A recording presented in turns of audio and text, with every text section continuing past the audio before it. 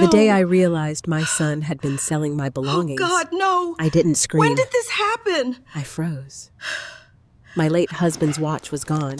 The silver set from our wedding gone. Even the locked box he told me never to open unless I truly needed it gone. When I asked Daniel, he shrugged. It was just old stuff, Mom. But 2 hours later, my bank called.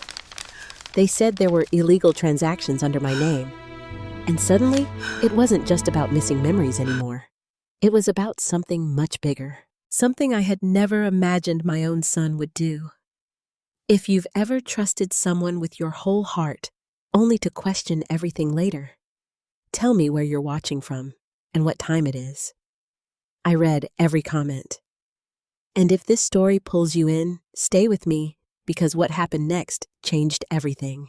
I've lived in the same house in Columbus, Ohio for 38 years.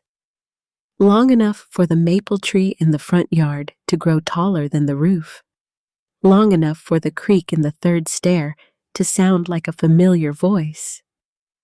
Long enough for every room to hold a memory I could walk into with my eyes closed.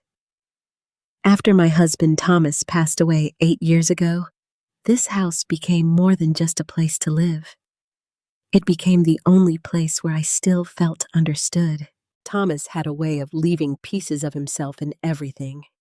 The way he organized his tools in the garage, the way he labeled old boxes in his neat, careful handwriting, even the way he folded documents always twice, never once, like he believed the extra layer might protect something important. I never had the heart to change any of it. People told me I should. They said it wasn't healthy to live in the past, that I should move on, as if grief were a coat you could simply take off and hang by the door. But I wasn't stuck in the past. I was holding on to what mattered. And for a long time, that was enough.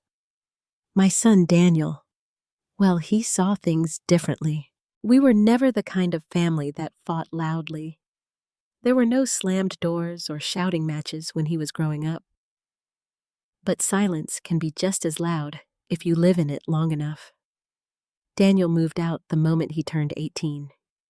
Said he wanted independence, said he needed to figure things out on his own. I respected that. I even admired it in a way. But over the years, the distance between us didn't shrink the way I had hoped. It stretched, quietly, gradually, until our conversations felt more like polite check-ins than anything real.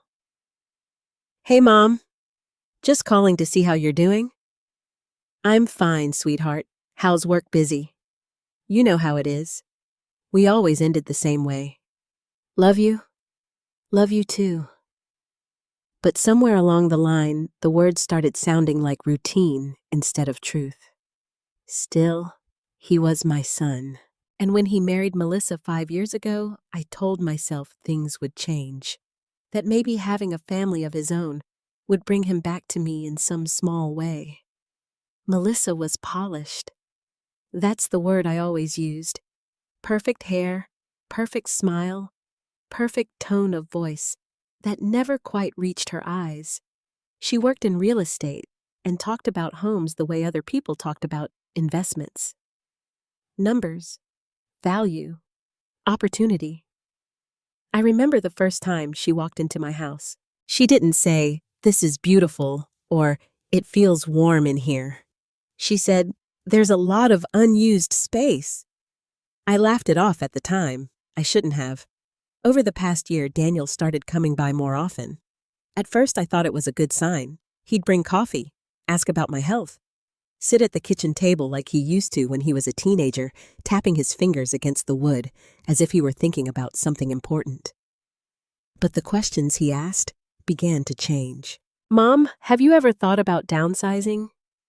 Do you still have all of Dad's old paperwork? Do you even know what half this stuff is worth?" At first, I answered casually, "I like my space.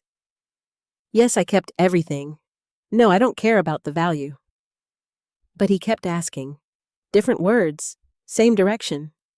One afternoon, he stood in the doorway of Thomas' old study, looking around like he was seeing it for the first time. "You know," he said, crossing his arms, You could probably get a decent amount for some of this. I was sitting in Thomas's chair, the same one he used to read in every night. I ran my fingers along the edge of the desk, feeling the faint scratches he had made over the years. "It's not for sale," I said softly. Daniel sighed. Not loudly, not dramatically, just enough for me to hear the impatience.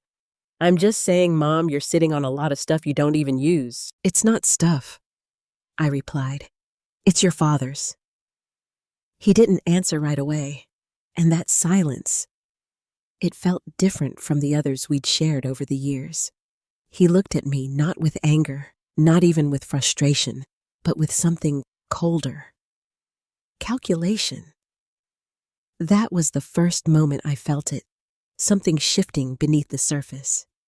A few weeks later, Melissa came with him. She walked through the house slowly, her heels clicking softly against the hardwood floors. She paused in the living room, glancing at the cabinet where I kept our silver set. "That's antique, right?" she asked. "It was a wedding gift," I said. She smiled. "You know, pieces like that are really in demand right now." I nodded politely, but something in my chest tightened. Later that evening, as I was washing dishes, I overheard them talking in the hallway. "We could help her," Melissa was saying. "She won't go for it," Daniel replied.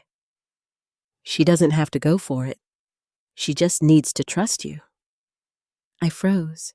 The water kept running, filling the sink until it spilled over the edge, but I didn't move.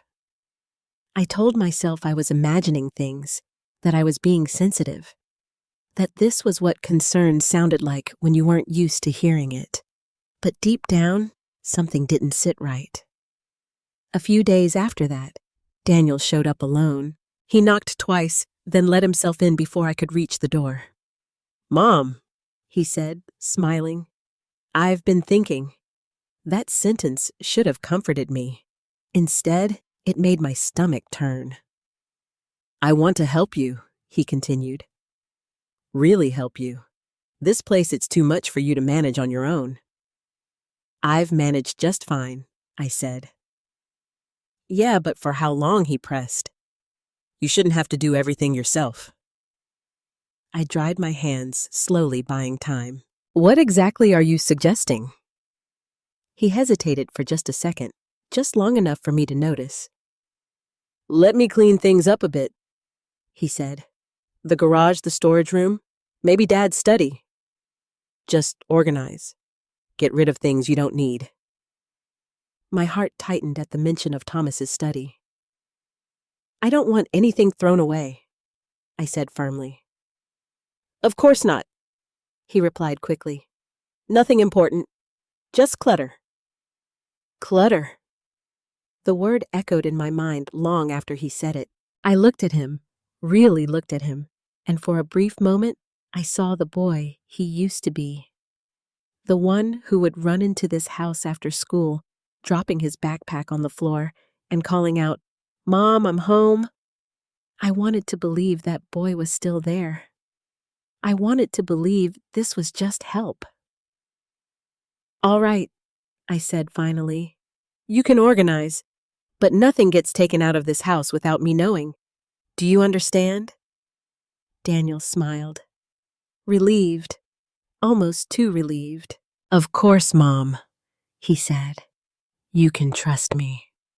And that was the moment I made the mistake that would unravel everything. I trusted him. At first, Daniel treated it like a small project. He showed up early on a Saturday morning wearing jeans and an old sweatshirt, carrying a box of trash bags and a pair of work gloves like he was preparing for something ordinary. Something harmless.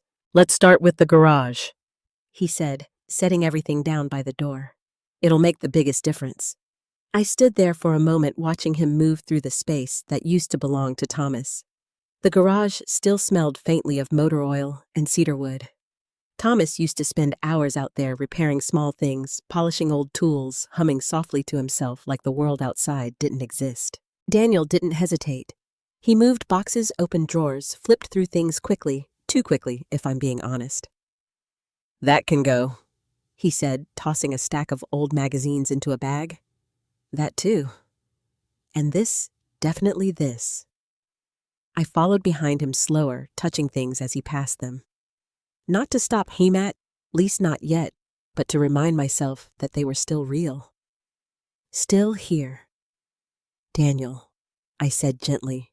Be careful with that box. He glanced at it briefly. It's just paperwork, Mom. It's your father's paperwork, I corrected. He exhaled just like he had before. Quiet, restrained, but impatient. I know. I'm not throwing it away. I'm just organizing. Organizing? That word again. I nodded through something inside me resisted. For the first couple of hours, things felt almost normal. We worked side by side. He asked questions occasionally about tools, about old receipts, about what certain items were used for. And I answered. Sometimes with stories, sometimes with simple explanations. There was even a moment, brief but real, when he laughed at something I said. It caught me off guard. For a second, it felt like we were back in time, like we were just a mother and her son sharing space without tension. I held on to that feeling longer than I should have, because slowly things began to change. Daniel started setting certain items aside. Not in the trash bags, not with the keep pile, just aside. What's that for? I asked, pointing to a small stack he had created near the back wall. Stuff that might be worth something, he said casually. Figured I'd take a closer look later. Here, I said. We can look at it together. Yeah, he replied quickly, not meeting my eyes. Later. Later never came. Instead, he began taking pictures. At first, I thought nothing of it. Maybe he was just keeping track of what we had gone through. Maybe he was sending updates to Melissa. But he was thorough. Too thorough. He photographed individual items, close-ups, different angles, even things I would have never considered valuable. Why are you taking so many pictures? I asked eventually. He shrugged. Just curious what stuff like this goes for online. My stomach tightened slightly. And you need pictures for that? Yeah, he said. That's how people do it now. I didn't argue, but I watched. That afternoon, he stepped outside to take a phone call. I wasn't trying to listen, but the garage door was open and his voice carried just enough for me to catch fragments. Yeah, I've got a few pieces, no better condition than that. I can send more photos. I froze. My hand tightened around the edge of the workbench. When he came back inside, I pretended I hadn't heard anything. Everything okay? I asked. Yeah, he said quickly. Just Melissa. I nodded, but I didn't believe him. The next day, he suggested moving on to the storage room. That space was different. It wasn't where Thomas worked. It was where he kept things he wanted to preserve. Boxes neatly labeled, documents filed carefully, old photographs wrapped in protective sleeves. Wow, Daniel muttered as he looked around. You've got a whole archive in here. It mattered to your father, I said quietly. He didn't respond.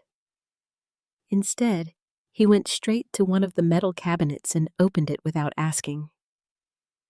Daniel, I said, stepping forward. Please be careful. I am, he replied, though his movements didn't slow. He flipped through folders, quickly scanning pages instead of reading them. Do you even know what all this is? He asked. Yes, I said. Or at least I know it's important. That's not the same thing, he said under his breath. I chose not to respond, but something about the way he said it, it lingered. Later that afternoon, Melissa arrived. She didn't roll up her sleeves or ask where she could help. She stood near the doorway observing. Well, she asked Daniel. Find anything interesting? He hesitated just for a second before answering. Maybe he said, Her eyes lit up in a way that made my chest tighten, like what she pressed. "Just some old pieces," he replied, glancing at me briefly. "Nothing major." Melissa smiled, but it wasn't warm. It was satisfied. "You'd be surprised what people will pay for old pieces," she said. I felt something cold settle in my stomach. "I'm not selling anything," I said firmly. Melissa turned to me, her expression softening just enough to seem polite. "Of course not," she said. "We're just helping you understand your options." Options. That word felt heavier than it should have. Over the next few days, Daniel continued coming by. Sometimes alone, sometimes with Melissa. Each time the piles shifted. The keep pile stayed small. The discard pile grew. And the separate stack, the one he said he'd look at later, became more organized, more deliberate. One morning, I noticed something new. A small notebook. Daniel had left it on the workbench half open. I shouldn't have looked, but I did. Inside were numbers, estimates, notes, short descriptions. Silver set, good condition. Watch, possible vintage. Documents, need review. My heart started to pound. These weren't casual observations. This was inventory. When Daniel walked back into the garage and saw me holding the notebook, he froze. For a moment, neither of us spoke. Then he smiled, too quickly. "Just trying to stay organized," he said. I closed the notebook slowly and handed it back to him. "Organized for what?" I asked. He held my gaze for a second longer than usual. Then he shrugged. "You said I could help," he replied. I nodded, but something inside me shifted again. This wasn't just cleaning. This wasn't just organizing. And for the first time, I realized something I hadn't wanted to admit before. I didn't know what my son was really doing in my house. And worse, I wasn't sure he intended to tell me. The first thing I noticed missing wasn't something valuable, at least not in the way Daniel would define it. It was a small wooden box that used to sit on the second shelf in the garage, tucked behind a stack of old manuals Thomas refused to throw away. It wasn't labeled, and it didn't look important. Just worn edges, a slightly uneven lid, the kind of thing you'd overlook if you didn't know what it meant. But I knew. Thomas had built it himself during a winter when money was tight and time felt endless. He used leftover wood from a cabinet job and carved the inside smooth with his own hands. It wasn't perfect, but he always said that's what made it real. I hadn't opened it in years. Not because I forgot about it, but because some things you protect by leaving them untouched. That morning when I reached for it, my hand met empty space. I paused, thinking maybe Daniel had moved it. "Daniel," I called out. He was in the driveway loading something into the back of his car.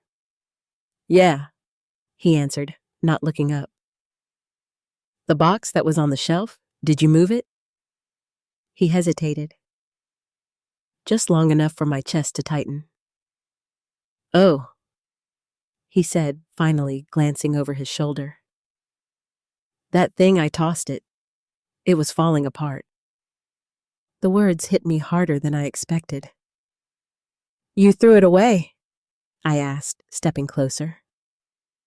"Yeah," he replied casually.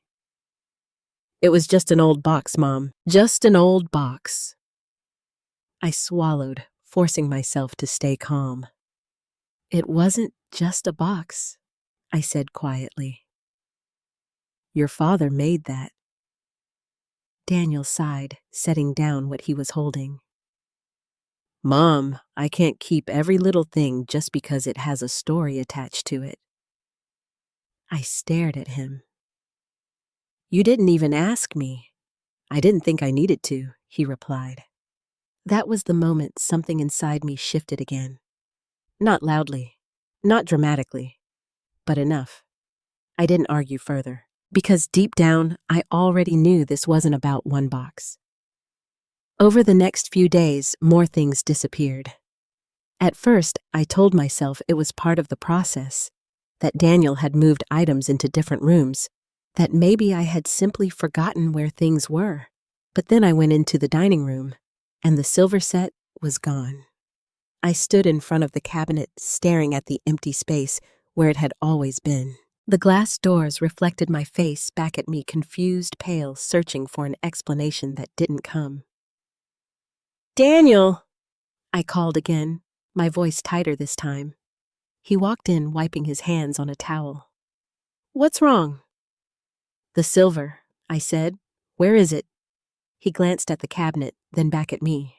"Oh, that," he said. I packed it up. "For what?" He shrugged. "It was just sitting there collecting dust." "It's not for collecting dust," I snapped, sharper than I intended. "It's been in this family for decades." "Exactly," he replied. "And now it's just taking up space." My heart started to pound. "Where is it, Daniel?" He hesitated again.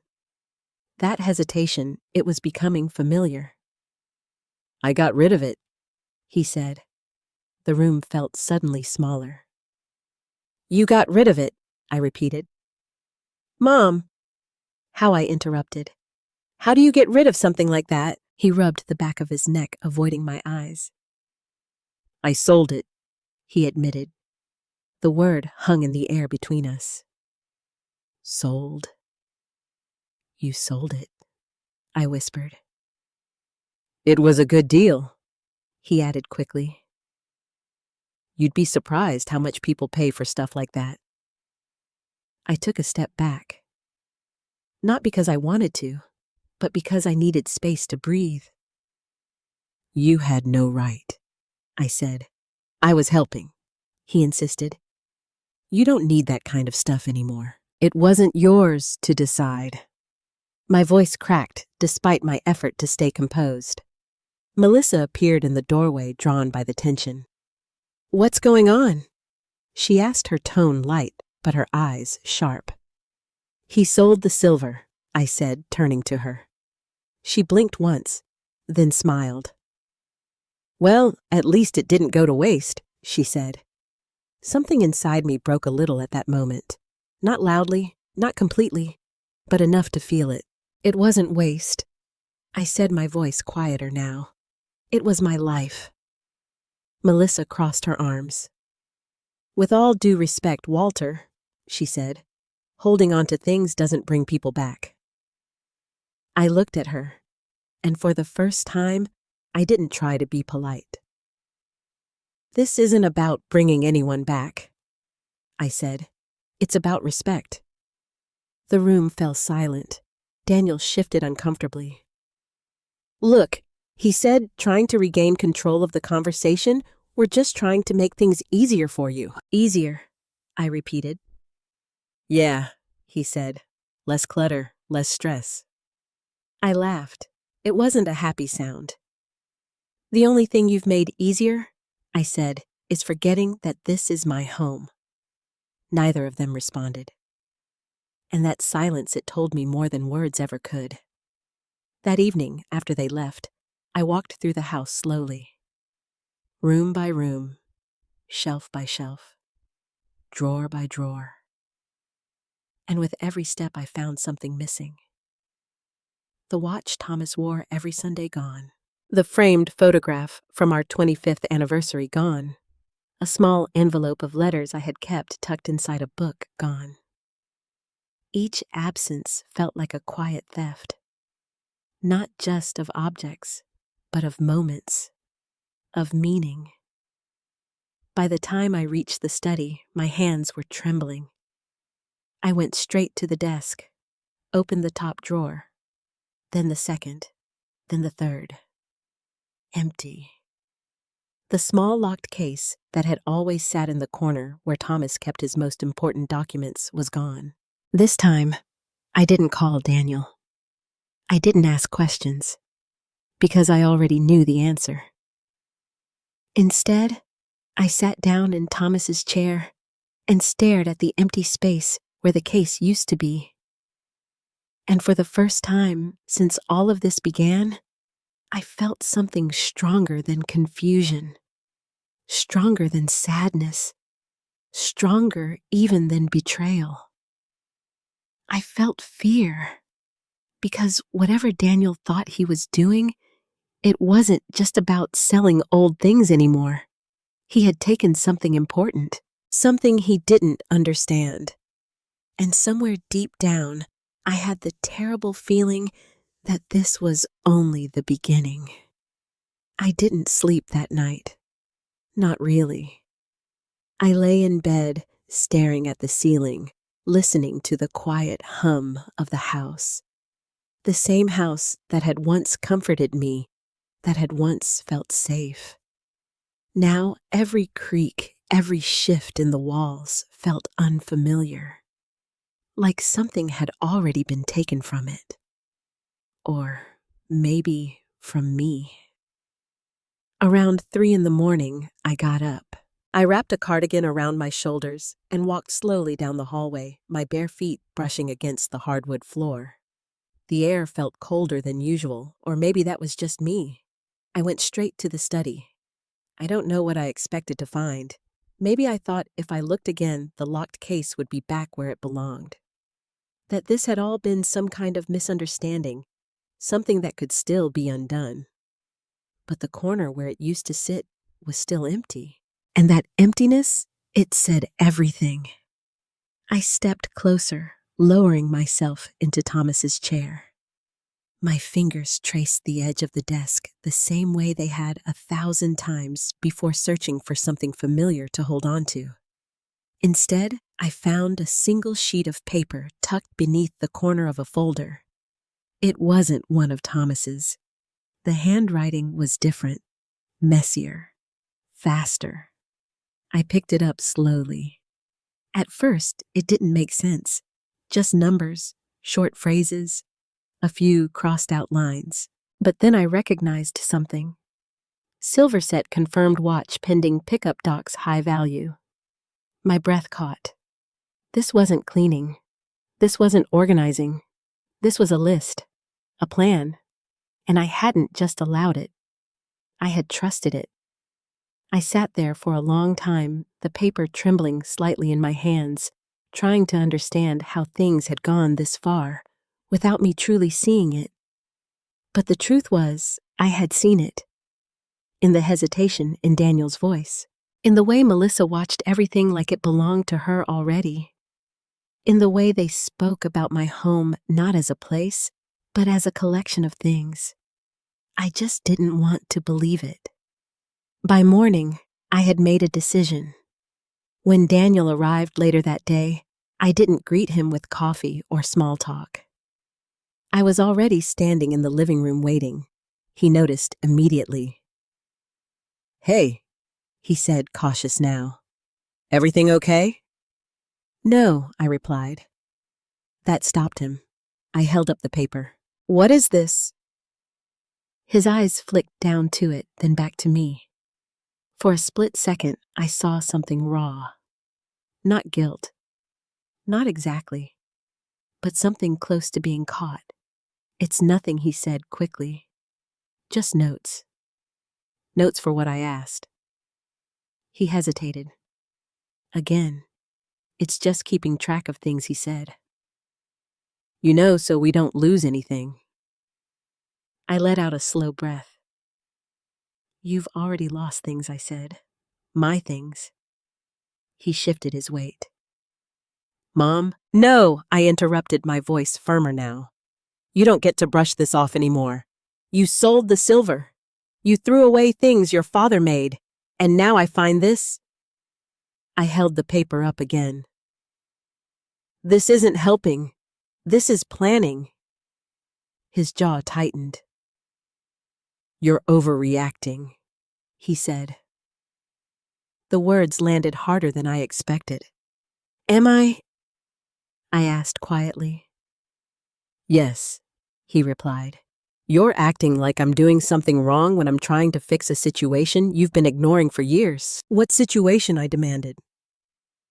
"This," he said, gesturing around the room. "All of this. You're living in the past, Mom. You're surrounded by things that don't matter anymore. What situation? I demanded. This, he said, gesturing around the room. All of this. You're living in the past, Mom. You're surrounded by things that don't matter anymore. They matter to me. They shouldn't, he snapped. The room fell silent. Even he seemed surprised by the force of his own voice. I took a step closer to him. They're my memories, I said. My life. You don't get to decide they don't matter. He ran a hand through his hair, frustrated. You don't understand, he said. I'm trying to help you move forward. No, I replied. You're trying to move me out of the way. That hit something. I saw it in his face, a flicker of something sharp. Defensive. That's not fair, he said. Then tell me what is, I challenged. Because from where I'm standing, it looks like you've already decided what this house is worth. What everything in it is worth. And you're acting like it belongs to you. It will eventually, he muttered. The words slipped out before he could stop them. And when they did, everything changed. I felt it. Clear, cold, certain. You think I'm already gone?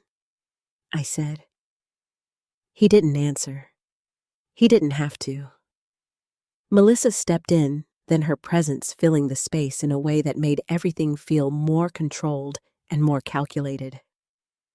Let's not turn this into something dramatic, she said smoothly. We're all on the same side here. I looked at her. No, I said. We're not. She tilted her head, slightly still smiling. Walter, she said, Daniel is under a lot of pressure right now. Financial pressure. He's trying to make smart decisions for the future. The future? She tilted her head, slightly still smiling. Walter, she said, Daniel is under a lot of pressure right now. Financial pressure. He's trying to make smart decisions for the future. The future, I repeated. Whose future? She didn't answer directly. Instead, she crossed her arms. You can't hold on to everything forever, she said. I'm not trying to, I replied. I'm asking for respect. Daniel let out a frustrated breath. You're making this harder than it needs to be, he said. We could be helping you right now, but instead you're fighting us over things that don't even have real value. That word again. Value. And that was when I realized something else. Something important. You really believe that? I said slowly. Of course I do, he replied. I nodded. Then you don't know what you've taken, I said. He frowned. What's that supposed to mean? I held his gaze. It means, I said, you've already crossed a line you don't even understand. For a moment, neither of them spoke. And in that silence, I saw something shift again. Not in me this time, in them. Because for the first time since this began, they weren't completely sure they were in control anymore. The bank called the next morning. I almost didn't answer. The number was unfamiliar, and under normal circumstances, I would have let it go to voicemail.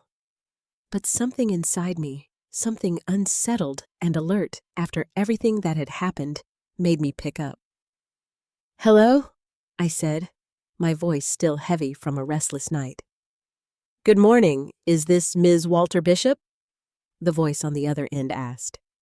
Yes, speaking. My name is Karen Whitmore. I'm calling from First National Bank regarding your account. My grip on the phone tightened slightly. Is there a problem? I asked. There was a brief pause. Ma'am, we've detected a series of transactions that don't appear consistent with your usual activity. I felt my stomach drop. What kind of transactions?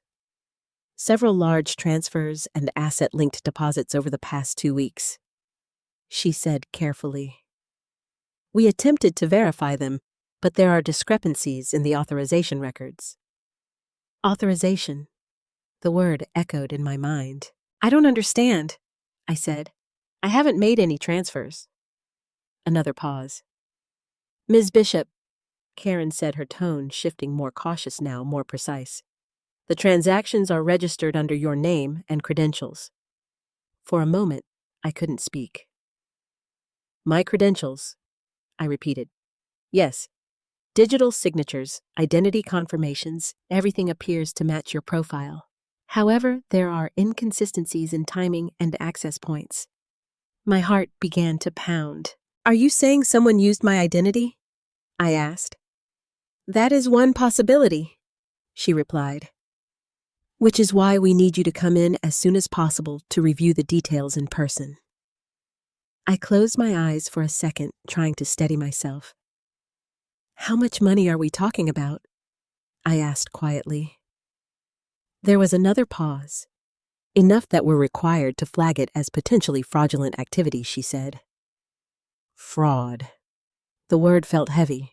Final. All right, I said after a moment. I'll come in today. We'll be expecting you, she replied. Please bring identification and any relevant documentation you may have. The call ended, and I stood there in the kitchen phone, still in my hand, staring at nothing. It wasn't just the missing items anymore. It wasn't just the silver or the watch or the box. This had moved into something else entirely. Something official. Something dangerous. And deep down, I already knew who was connected to it. I arrived at the bank just before noon. The building felt colder than usual, though maybe that was just me again. The bright lights, the polished floors, the quiet efficiency of people moving from one desk to another. It all felt distant. Unreal. I checked in at the front desk, and within minutes, a woman in her 40s approached me. Ms. Bishop, she asked. I nodded. I'm Karen Whitmore, she said, offering a small professional smile. Thank you for coming in. She led me to a private office. As soon as the door closed behind us, the atmosphere changed. The polite formality remained, but underneath it, there was something else. Seriousness. Concern. Karen sat across from me and opened a folder. I'm going to walk you through what we found, she said, and I need you to be as honest and precise as possible with your answers. I understand, I said. She turned the folder toward me. Inside were printed records, transaction logs, dates, amounts, account numbers. At first, it didn't make sense. Then I saw it. A transfer labeled under my name. A deposit far larger than anything I had ever handled.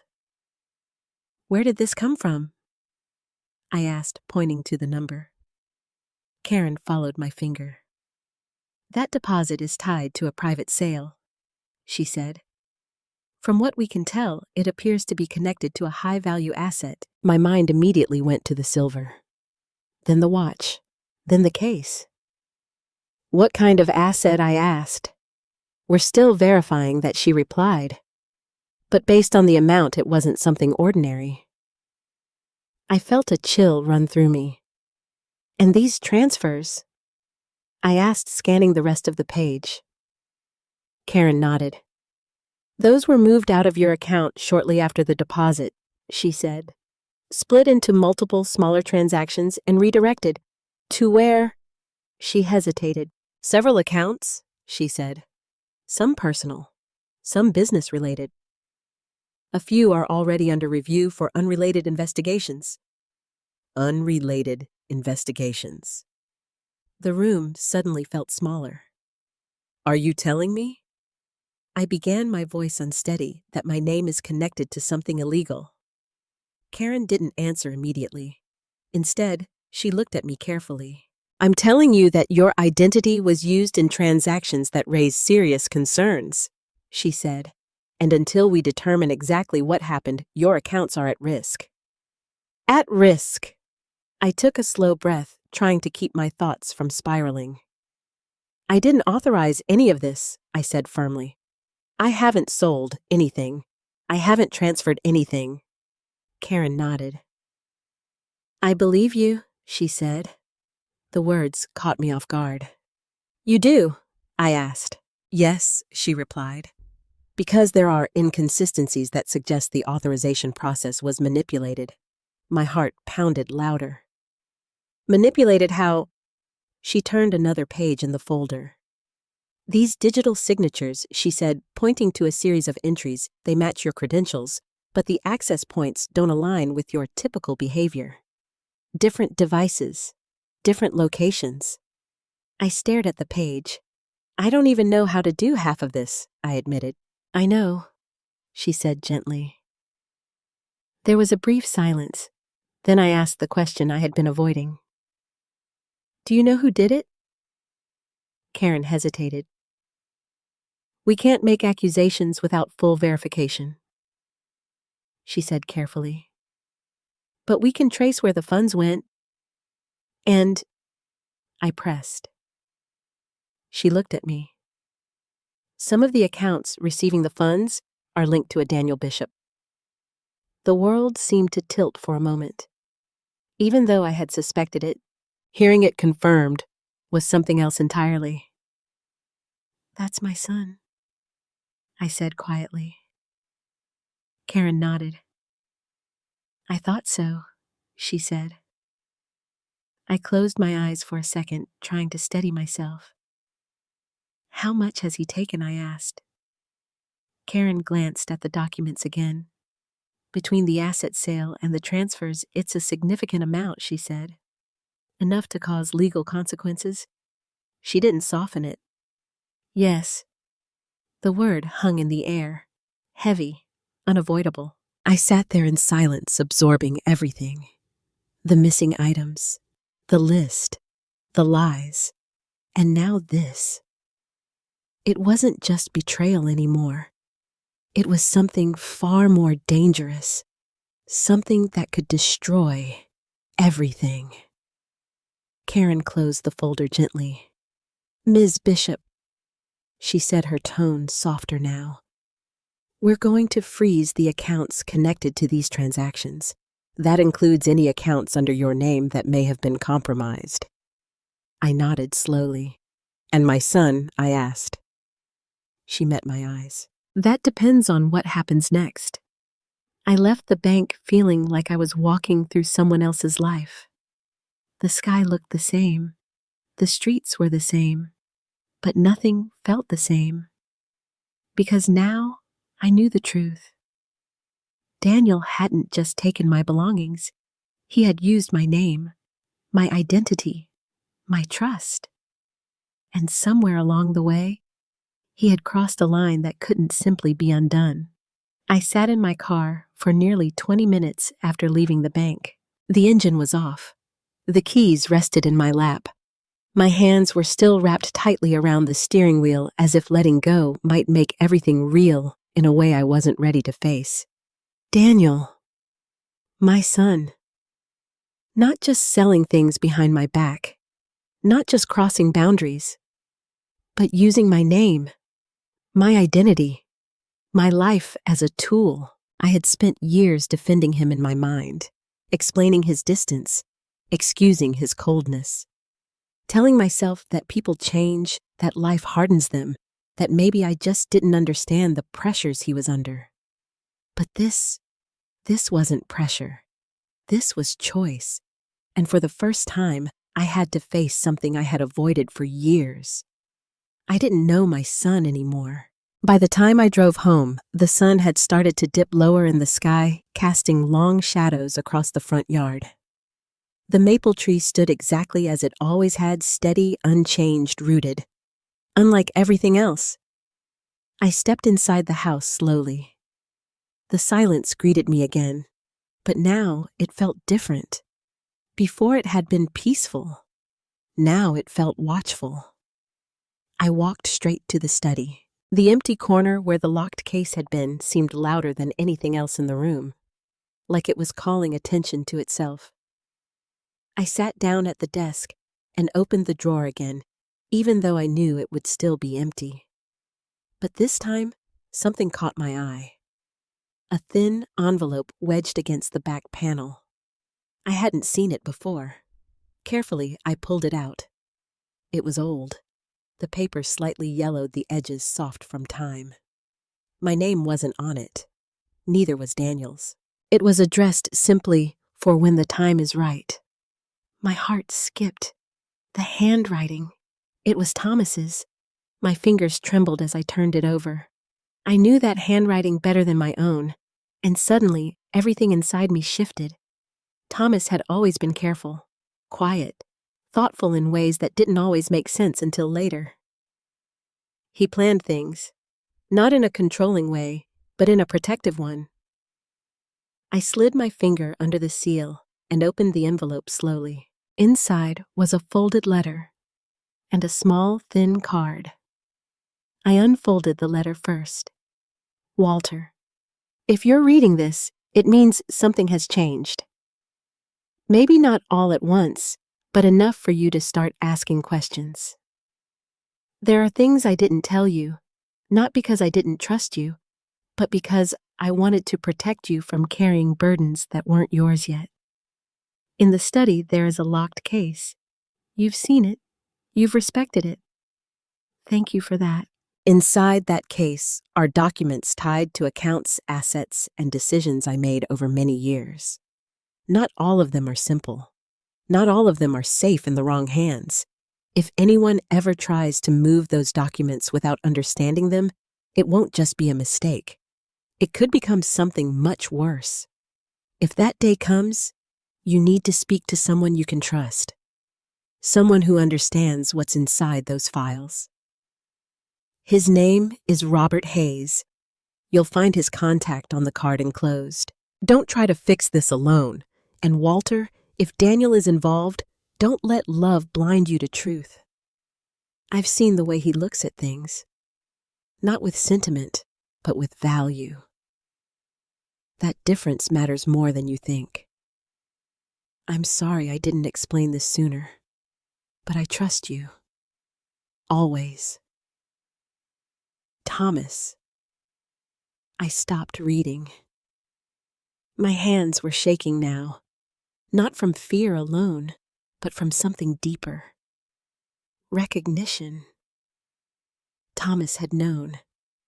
Not exactly this, but something. He had seen something in Daniel that I had refused to acknowledge, and he had prepared for it. Slowly, I picked up the small card. Robert Hayes, attorney at law. There was a phone number beneath it. My pulse quickened. An attorney? Not a friend, not a colleague, an attorney. Which meant whatever was inside that case, it wasn't just personal. It was legal, serious, potentially dangerous.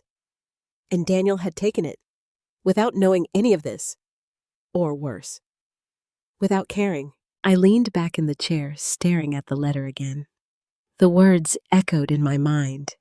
If anyone ever tries to move those documents without understanding them, my breath caught. That's exactly what Daniel had done. And now the bank had confirmed it. Transactions, accounts, money moving in ways that triggered investigation. This wasn't coincidence. This was cause and effect. And suddenly, everything became terrifyingly clear. Daniel hadn't just stolen items. He had opened something he didn't understand, and now it was unraveling. I stood up slowly, the letter still in my hand. For a brief moment, I hesitated. Calling that number meant stepping into something bigger, something irreversible. But then I thought about the bank, about the transactions, about my name attached to something illegal, and the hesitation disappeared. I picked up the phone, dialed the number. It rang twice before a man answered. "Hayes Law Office," he said. "This is Robert." I swallowed. "My name is Walter Bishop," I said. "I believe you knew my husband, Thomas Bishop." There was a pause. A long one. Then his tone changed. "Yes," he said carefully. "I did. How can I help you, Mrs. Bishop?" I closed my eyes for a second. "My son has taken something from my house," I said. "A locked case. And now there are bank issues. Transactions I didn't authorize." Another pause. This one heavier. "Mrs. Bishop, he said slowly. Where are you right now? At home. Stay there, he said immediately. Don't touch anything else. Don't confront or touch anything else. Don't confront a nigh one. I'm coming to you. My heart skipped. You're coming here? Yes, he replied. Because if what you're saying is truth, isn't just a family matter anymore. Nigh one, I'm coming to you. My heart skipped. You're coming here? Yes, he replied. Because if what you're saying is true, this isn't just a family matter anymore. The line went quiet, and I stood there holding the phone, feeling the full weight of everything settle in. For the first time since this began, I wasn't just reacting, I was stepping into the truth. And something told me that truth was going to change everything. Robert Hayes arrived faster than I expected. Less than an hour after our call, a dark sedan pulled into my driveway.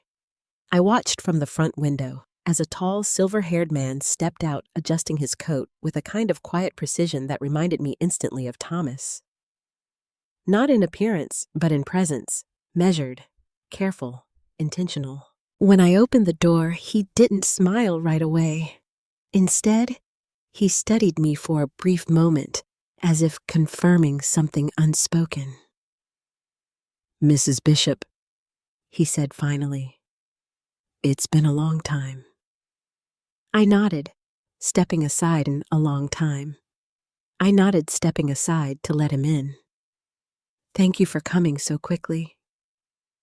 I wish the circumstances were different, he replied. That made two of us. I led him straight to the study.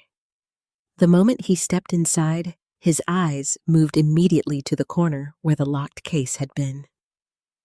Empty. His expression tightened. When did it go missing? He asked. A few days ago, I said. I didn't realize at first. There were other things disappearing too.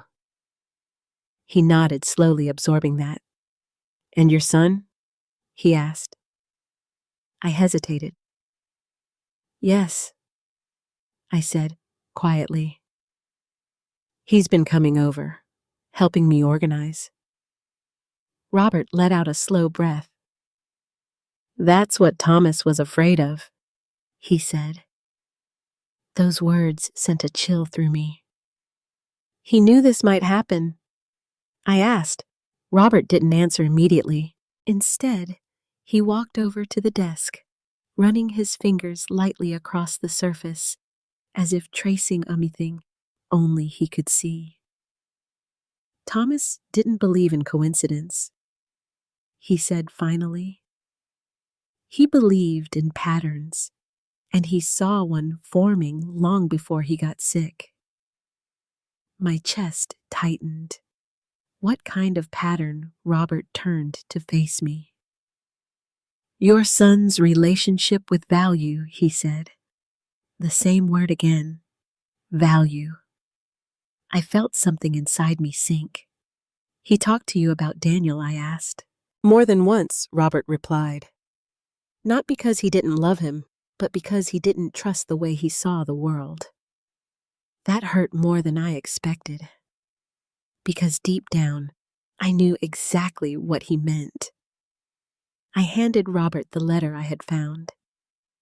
He read it carefully, his expression growing more serious with each line.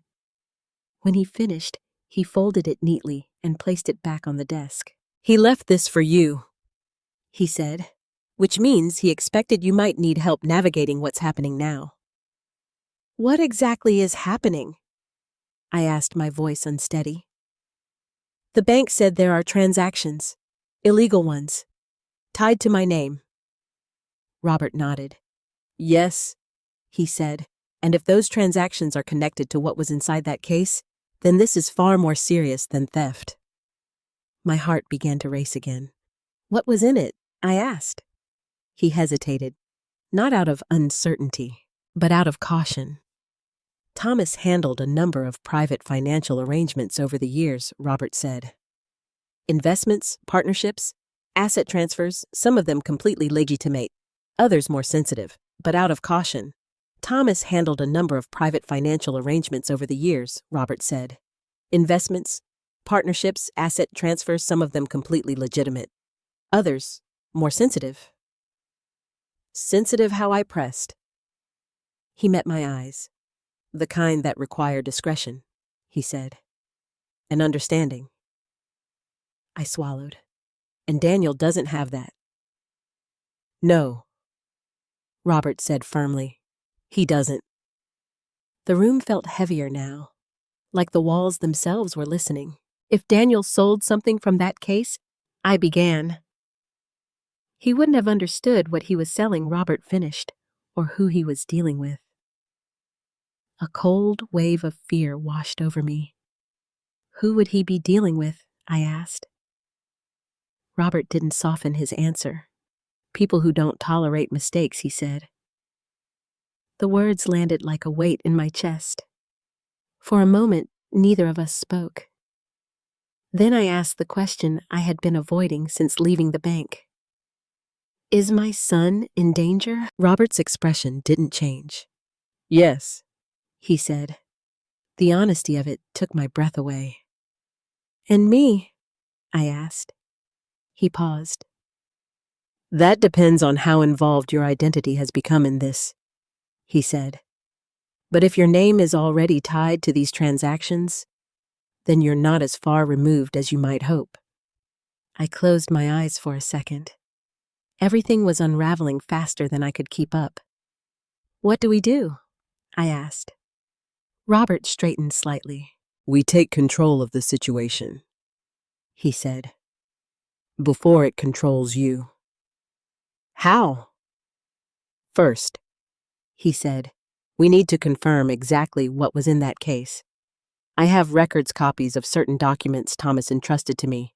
Not everything, but enough to understand the structure. Structure of what? He hesitated again. Of the accounts, he said. The assets. The network he built? Network. That word didn't sound like something small. And Daniel has access to that now, I asked. If he opened the case, Robert said, then yes. My hands began to tremble. He doesn't even know what he's dealing with, I whispered. No, Robert agreed, but that doesn't make it less dangerous. If he opened the case, Robert said, then yes. My hands began to tremble. He doesn't even know what he's dealing with, I whispered. No, Robert agreed, but that doesn't make it less dangerous. There was a brief silence. Then he asked, when was the last time you spoke to him? Yesterday, I said. Before the bank called. And since then? No. Robert nodded. Good, he said. Good, I repeated. Yes, he replied. Because right now, the less you engage directly, the better. That's my son, I said, my voice breaking slightly. I can't just ignore this. I'm not asking you to ignore it, Robert said. I'm asking you to handle it carefully. I looked at him. How? He took a slow breath. Daniel is already involved in something he doesn't understand, he said. If we confront him too directly too quickly, he may panic. And that's bad. I asked. It's the worst possible outcome, Robert said, because panic leads to mistakes. And mistakes in this situation have consequences. The room fell silent again. I thought about Daniel, about the way he had dismissed everything as old stuff, about the way he had spoken about value, about the way he had already crossed lines without hesitation. He thinks he's in control, I said quietly. Robert nodded.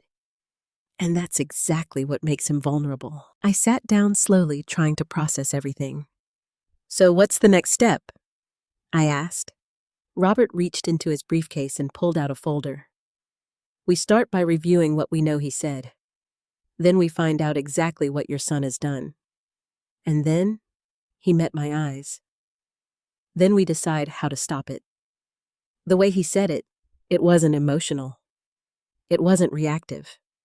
It was strategic. And for the first time since this began, I felt something different.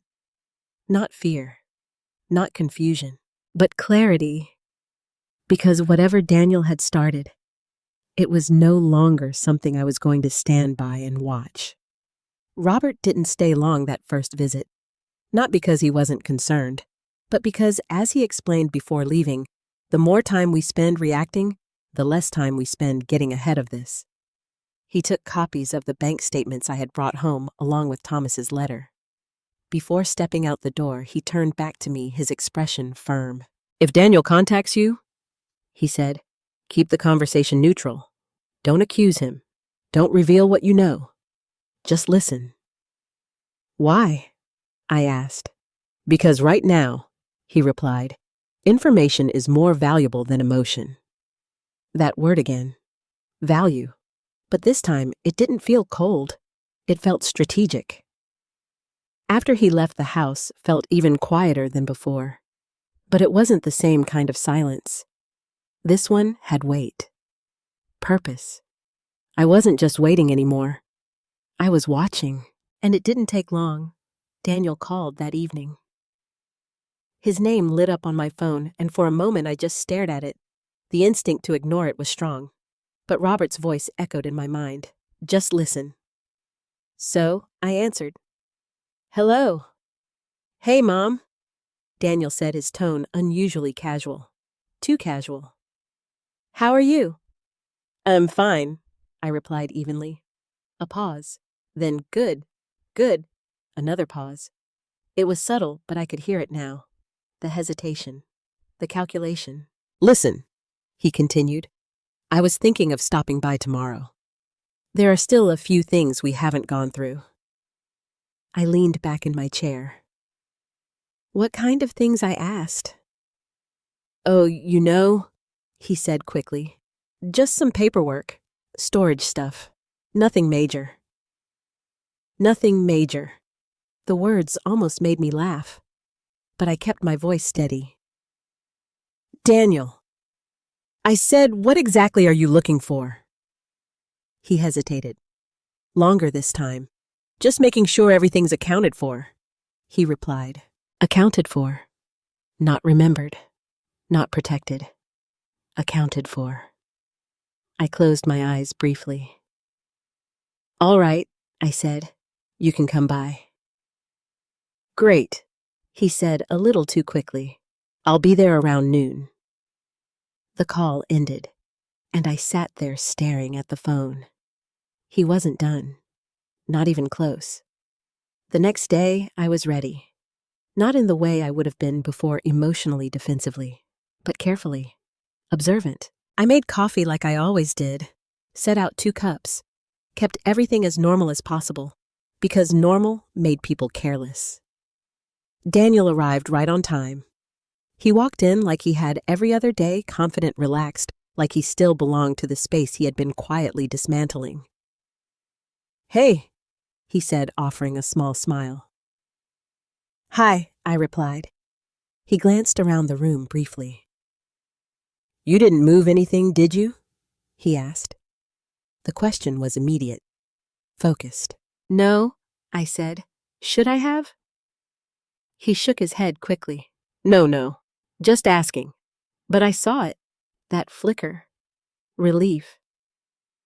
He walked past me into the study without waiting, straight to the desk, to the drawers, to the empty space where the case had been, even though he already knew it was gone. I watched him carefully. "What are you looking for?" I asked. "Just double-checking," he said, opening and closing drawers with slightly more urgency than before. "Making sure I didn't miss than before. Making sure I didn't miss anything. Anything, not everything. Anything." My heart sank just a little more.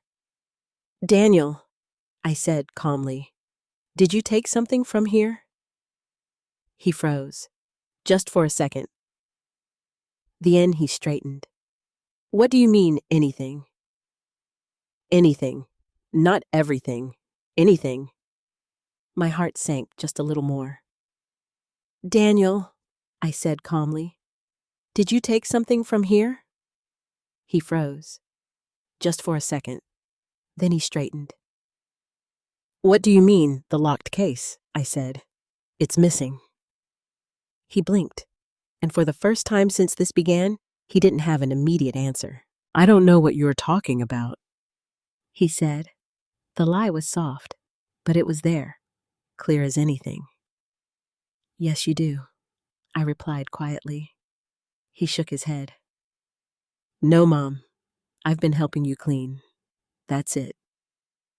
I studied him, his posture, his eyes, the way his hands hovered near the desk, like he wasn't sure whether to keep searching or stop. You've sold things, I said. He sighed. We've been over this. You've used my name, I continued. That stopped him, completely. The air in the room shifted instantly. What he asked. I went to the bank, I said. Silence, heavy, sharp. They flagged transactions, I continued, large ones, under my account. Daniel didn't move, didn't speak. Do you want to explain that? I asked. He let out a slow breath, then another. And when he finally spoke, his voice had changed, not defensive, not dismissive, but something else. Careful. You're making this sound worse than it is, he said. Then make it make sense, I replied. He ran a hand through his hair. It's just temporary, he said. I needed to move some things around, that's all. Using my identity, I asked. It's not like that, he said quickly. I had access. I just used it, like it was a tool, like it meant nothing. You committed fraud, I said. The word landed hard. He flinched. No, he said. It's not fraud if I fix it. My stomach dropped. Fix it how? I'm handling it, he insisted. You don't need to worry. I stared at him. That's exactly what I do need to do, I said. He shook his head. You're overreacting again. No, I said firmly. I'm finally reacting correctly. That hit something. I saw it in his eyes, a flicker of irritation, of pressure. You don't understand what I'm dealing with, he said. Then explain it, I challenged. He hesitated, and in that hesitation, I saw something new. Not just greed, not just entitlement, fear, real fear. What did you take from that case, Daniel? I asked quietly. His eyes snapped to mine. Nothing important, he said too quickly. My heart sank. Then why are you afraid? I asked. I'm not afraid, he snapped, but his voice betrayed him. He was, and whatever he had gotten himself into, it was already bigger than he had expected. I can help you, I said softer now. He laughed, a short, bitter sound. No, you can't. Try me. You don't even know what this is, he said. You're right, I replied. But someone does. That caught his attention. His eyes narrowed slightly.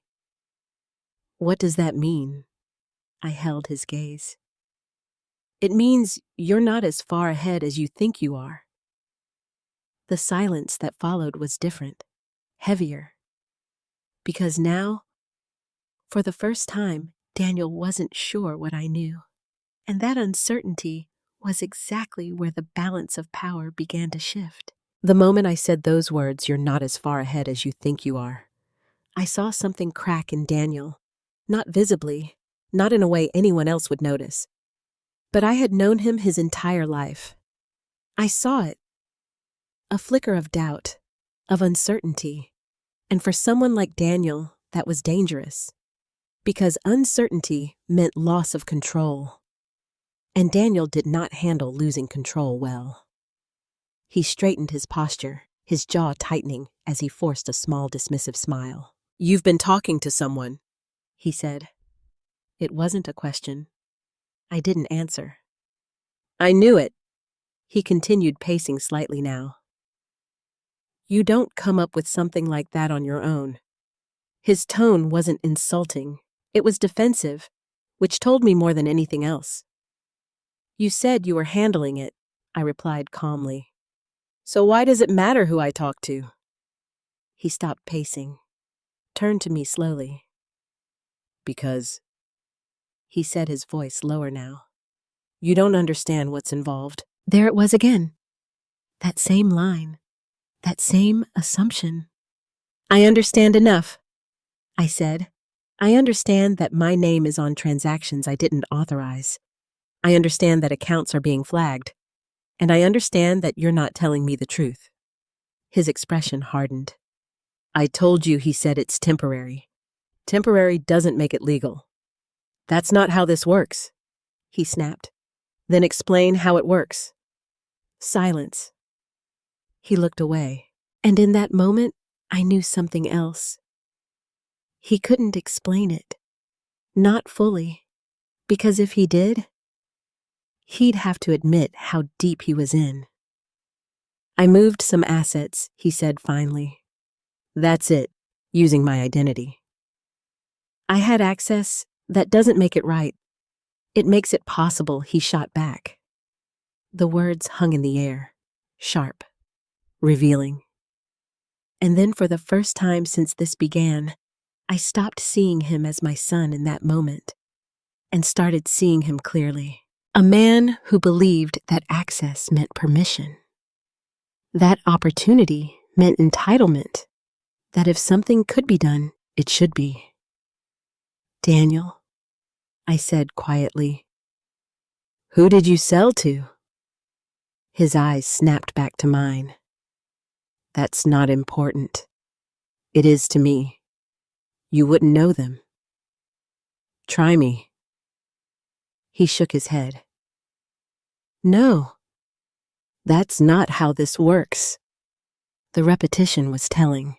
He kept saying that, like he was convincing himself more than me. "Then tell me this," I said. "Where is the money now?" He hesitated, then answered too quickly. "Spread out. How much?" "That doesn't matter. It matters to the bank." That hit him hard. His face changed instantly. "What did they say?" he asked. There it was. Fear again. Real this time. "They said the transactions were flagged," I replied. "They said accounts are under review." His shoulders tensed. "Did they freeze anything?" he asked quickly. I didn't answer right away. I let the silence sit between us.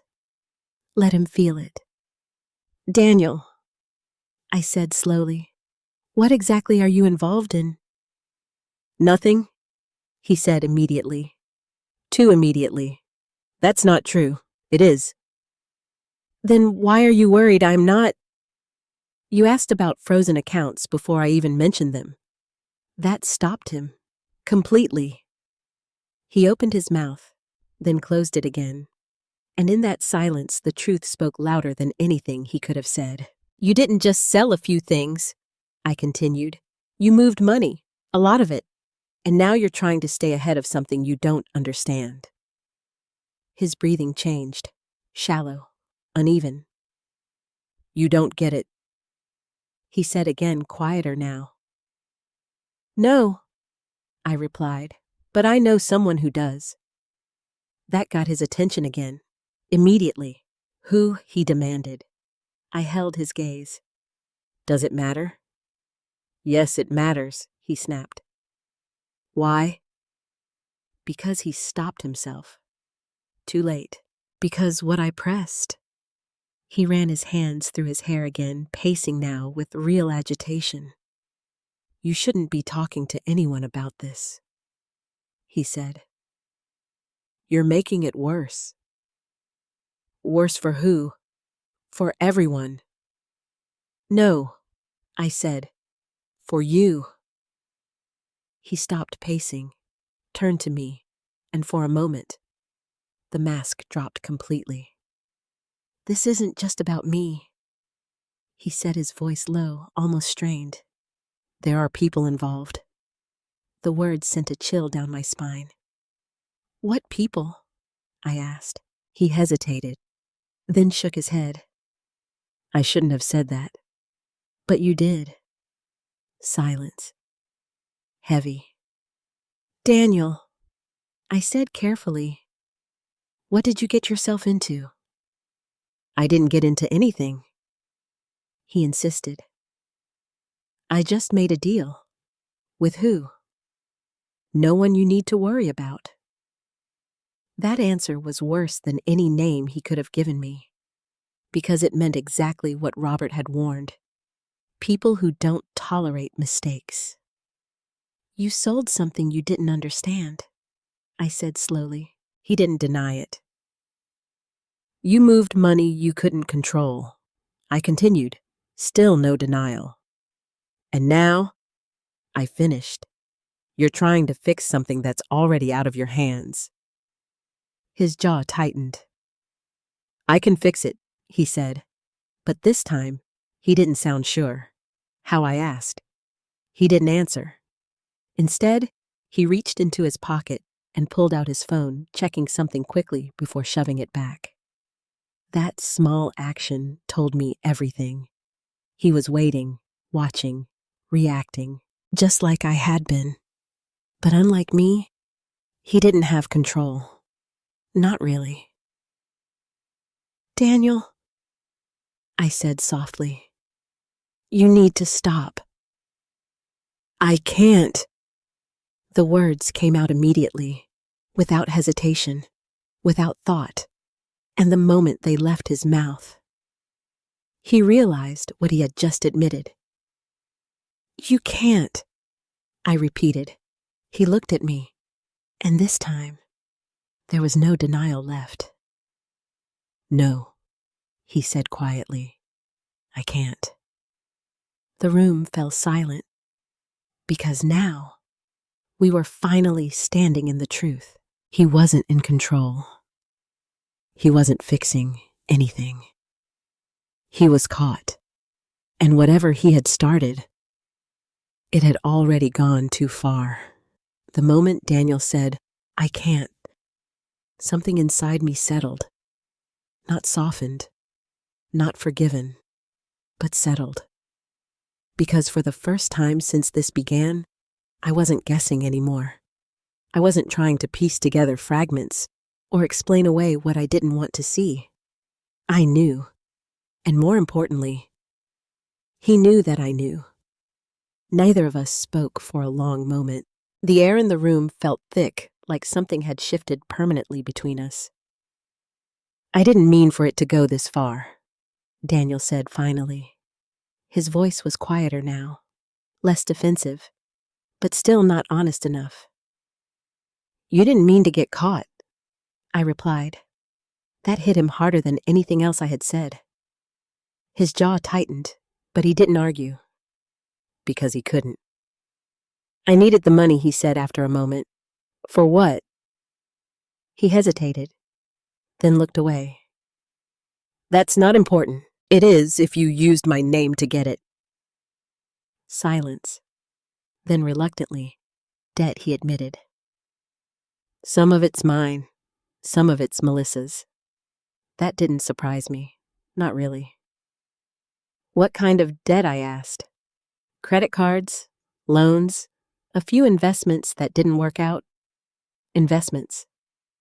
Another word that sounded harmless until it wasn't. How much I pressed. He let out a breath like saying the number out loud would make it more real. More than I could cover, he said. That wasn't an answer. That's not a number, Daniel.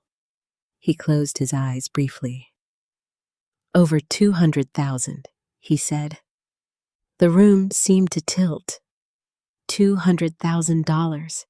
And he thought selling a few old things that wasn't an answer. That's not a number, Daniel. He closed his eyes briefly. Over 200,000, he said. The room seemed to tilt. $200,000. And he thought selling a few old things would fix that. You thought this would solve it? I asked quietly. It was supposed to help, he said quickly. Just enough to get ahead, just enough to breathe. And instead, he didn't answer. He didn't have to. And instead, I continued. You took things that weren't yours, sold them to people you don't know, moved money through accounts you don't understand, and now you're stuck. His silence confirmed it. I took a slow breath. Who are they, Daniel? I told you. No, I said firmly. You told me I wouldn't know them. That's not the same thing. He ran his hands over his face, frustration building again. You don't want to be involved in this, he said. I already am, I replied. My name is on it. That stopped him, again, because that was the part he couldn't argue. They're just buyers, he said finally. Collectors, dealers, and the money handled through them. What does that mean? It means, he hesitated. It means they move things fast. No questions, no delays. My stomach turned. No questions, I repeated. He didn't look at me. That told me everything. And now I asked, are they still not asking questions? He swallowed. No. There it was, the real shift. They want more, he admitted quietly. A cold wave moved through me. More what I asked. More assets, he said. More access. My heart sank. They think I have more, he added, because of what was in the case. Of course they did. Thomas hadn't been careless. If there were documents, accounts, structures, then anyone who saw even a part of it would assume there was more. You showed them everything I asked. No, he said quickly. Just enough. That was already too much. I didn't know, I said. That's the problem. He looked at me then, really looked at me. And for the first time since he walked into this house days ago, he didn't look like he was trying to win. He looked like he was trying to survive. I can fix it, he said again. But this time, it sounded like hope, not certainty. How? I asked. I just need a little more time. You don't have time. You don't know that. I do, I said. He frowned. How? I held his gaze. Because I'm not the only one who understands what's happening anymore. His expression changed instantly. Who did you talk to? He asked again, sharper this time. That doesn't matter. It matters to me. Why? Because if you bring someone else into this, I already have. The words landed hard, and this time he didn't try to hide his reaction. His face went pale. You shouldn't have done that, he said. I should have done it sooner. You don't know what you've started. No, I said calmly. You don't know what you started. Silence. Heavy. Final. Who is it? He asked again, his voice lower now. I took a breath, then said it.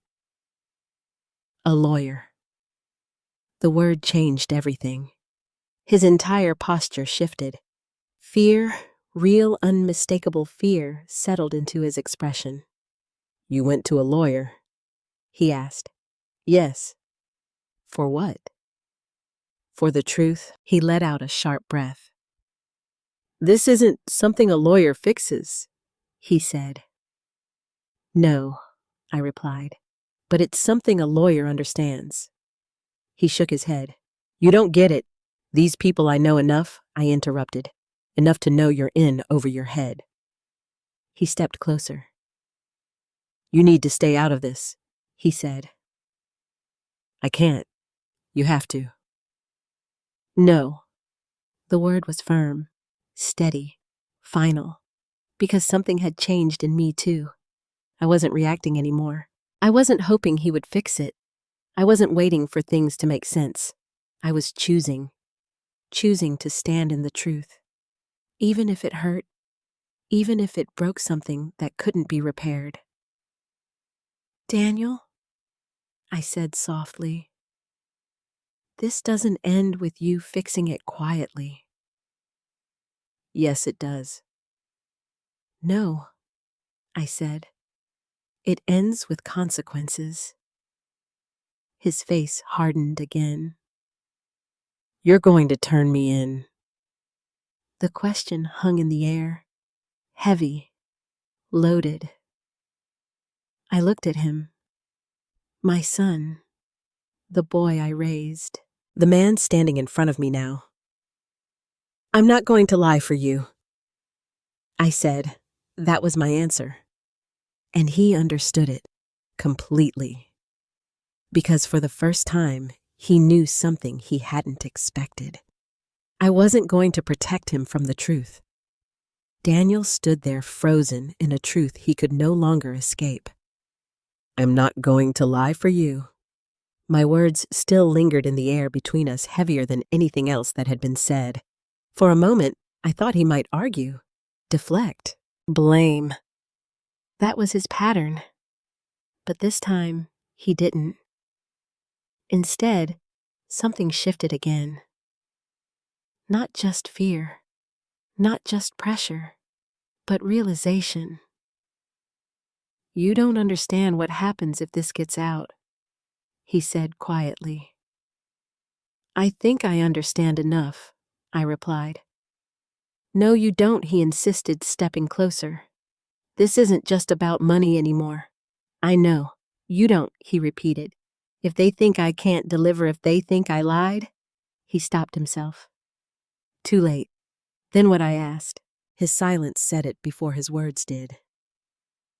They don't just walk away, he said finally. The room seemed to shrink.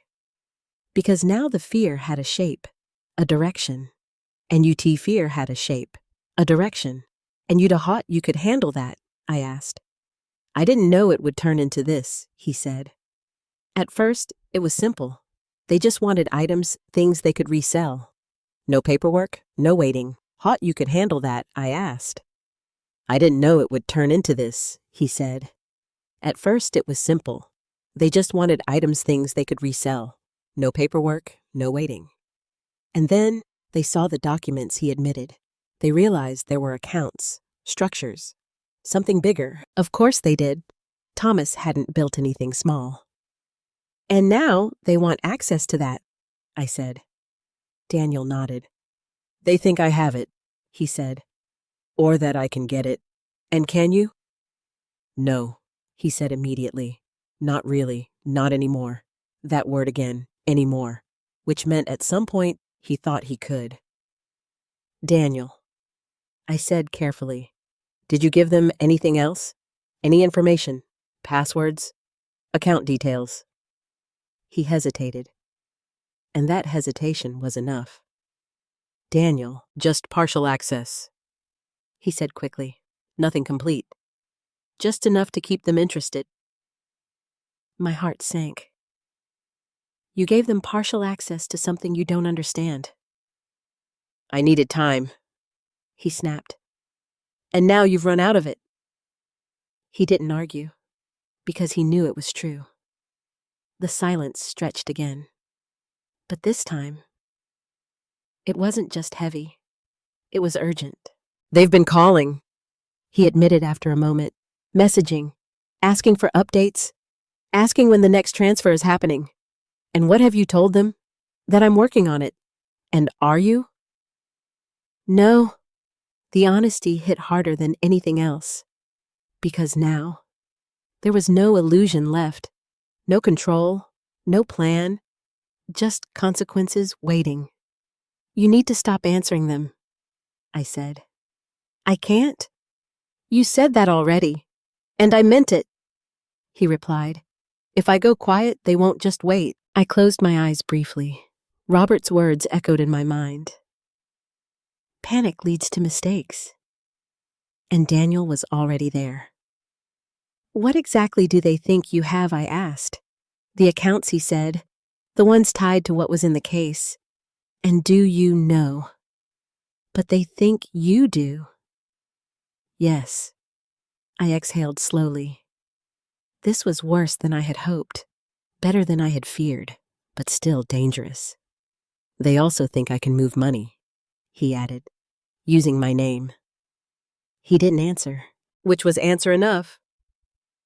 Daniel, I said, my voice steady. Now this ends today.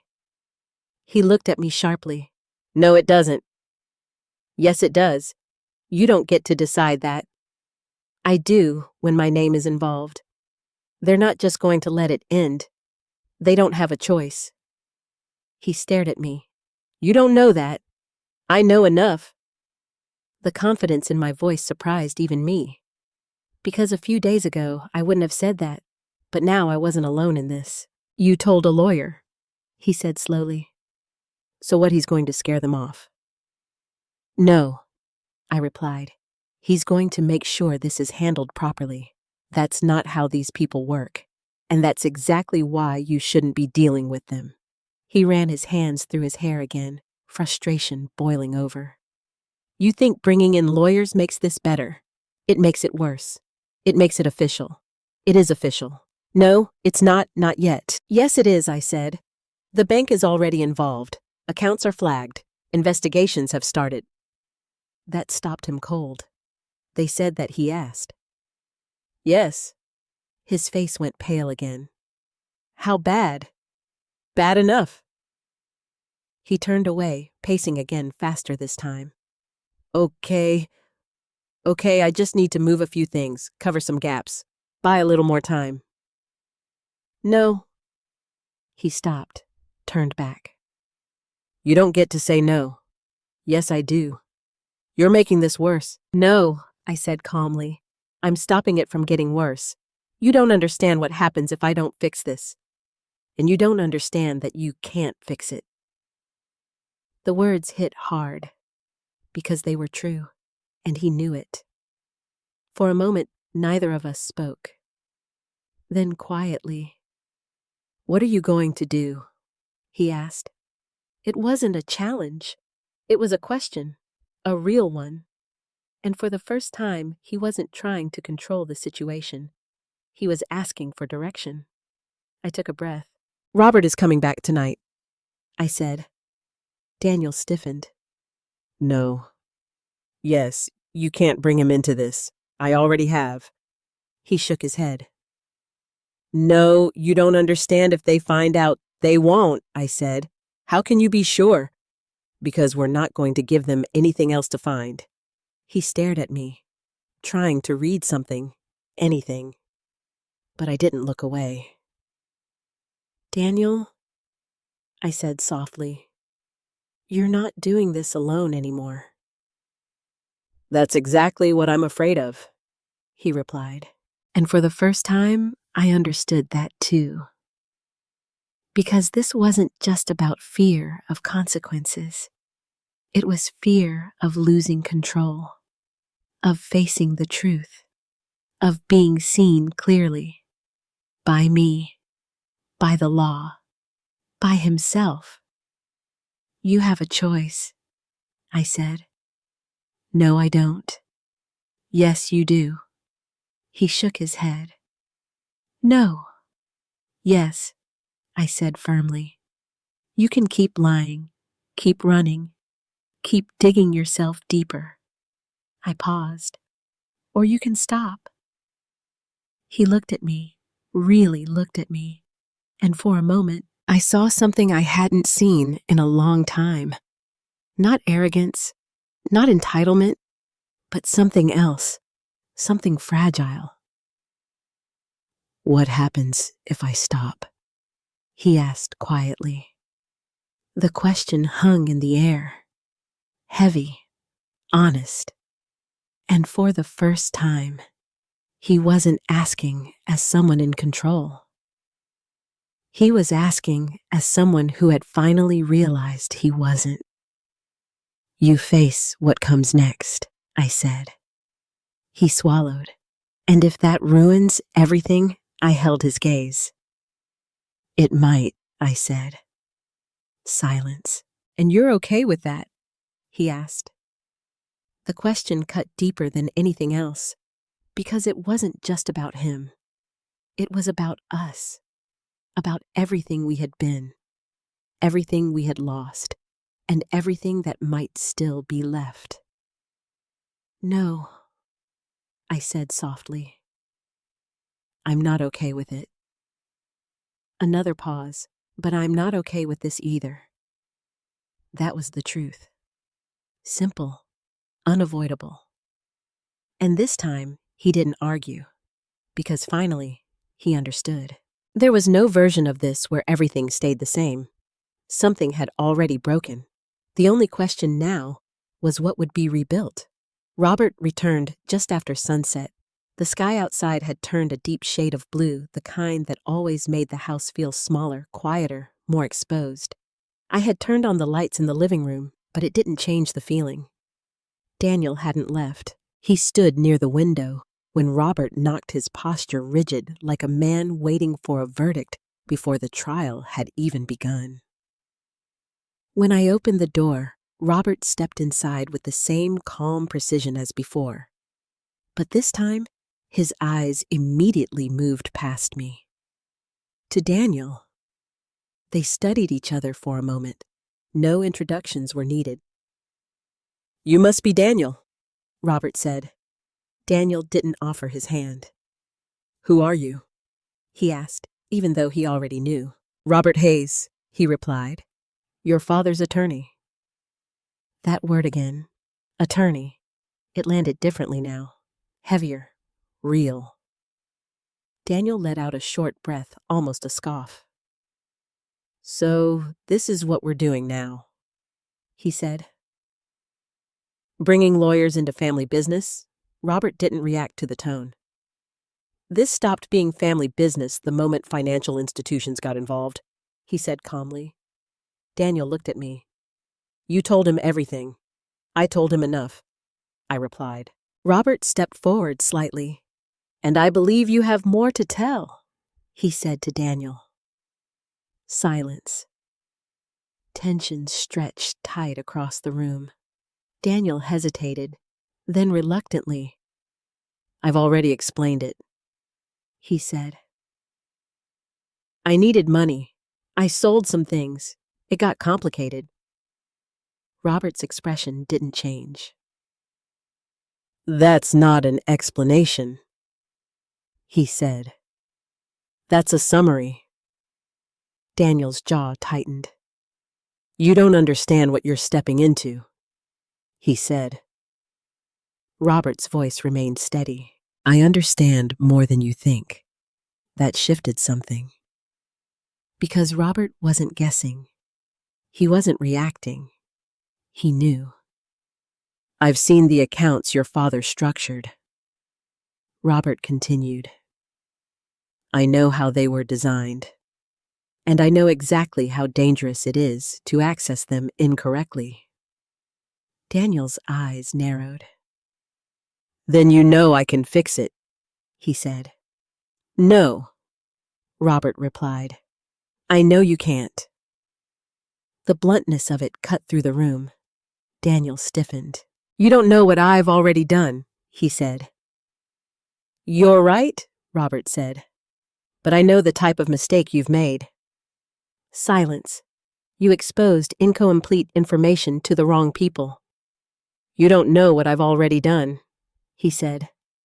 You're right, Robert said. But I know the type of mistake you've made. Silence. You exposed incomplete information to the wrong people. Robert continued. You created the illusion of access without the ability to deliver it, and now those people expect you to follow through. Daniel didn't respond, because it was exactly right. They think I have more, Daniel admitted quietly. Yes, Robert said. And from their perspective, there are only two possibilities. He paused. Either you're holding back or you're lying. The words hung in the air.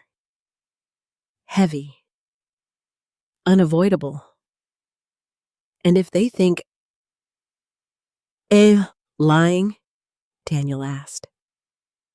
Robert met his eyes. Then you stop being useful. A chill ran through me.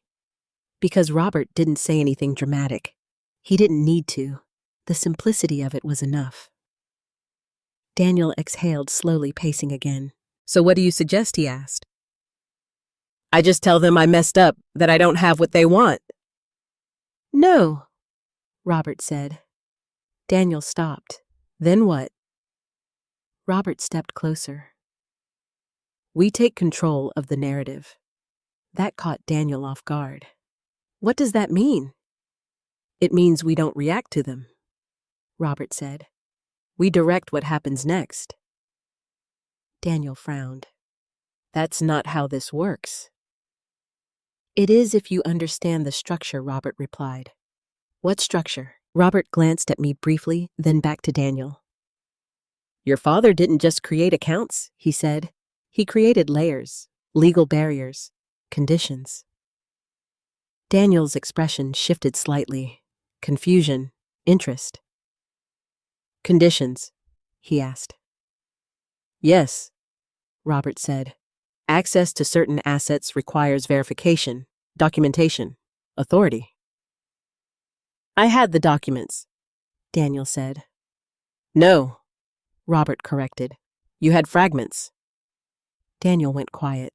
And fragments, Robert continued, are dangerous. Because they suggest something exists without giving the full picture. That made sense.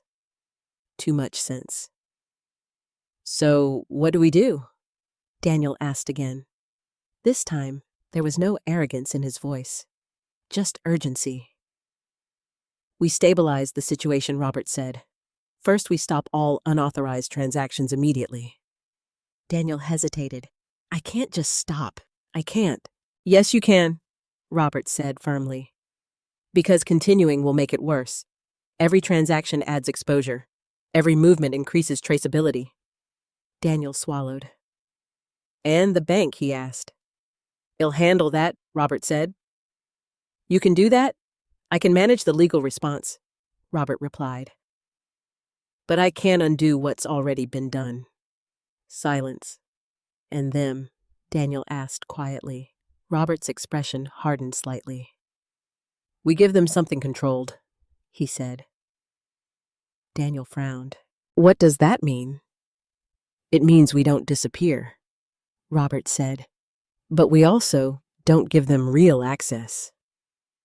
Daniel shook his head. They won't accept that. They will if it's structured correctly. How? Robert paused, then said something that made my heart skip. We use the system your father built. Daniel stared at him. You're saying I pretend to have access? No, Robert said. You demonstrate controlled access. Daniel didn't understand. I could see it. But Robert continued. There are legitimate pathways within those accounts, he said. Ones that require verification and time. We use that. To delay? Daniel asked. To manage expectations, Robert corrected. Daniel paced again, thinking. And during that time, he asked. We resolve the legal exposure, Robert said.